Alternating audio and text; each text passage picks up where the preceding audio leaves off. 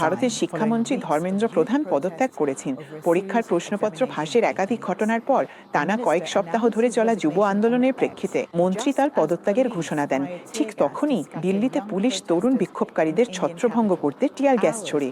আর কয়েক ঘন্টা পরই আন্দোলনকারীদের নেতারা মন্ত্রীদের সঙ্গে আরেক দফা আলোচনায় বসার কথা ছিল পদত্যাগের দাবিতে। এদিকে ভারতের ককরোচ গ্রুপের মুখপাত্র বলেছেন, শিক্ষামন্ত্রী পদত্যাগ করলে সেটা ভালোই হয়েছে। এখনো পর্যন্ত ভারত সরকারের পক্ষ থেকে কোনো বক্তব্য আসেনি। এটা ভারতের ব্রেকিং নিউজ, যেখানে শিক্ষামন্ত্রী ধর্মেন্দ্র প্রধান পদত্যাগ করেছেন।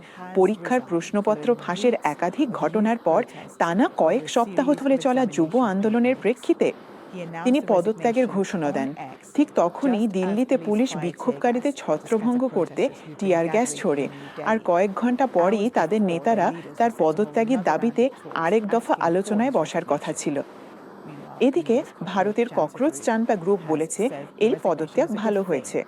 এখনো পর্যন্ত ভারতীয় সরকারের পক্ষ থেকে কোনো বক্তব্য আসেনি। দিনভরে এই বিষয়ে নতুন কোনো খবর পেলে আমরা আপনাদের জানাবো।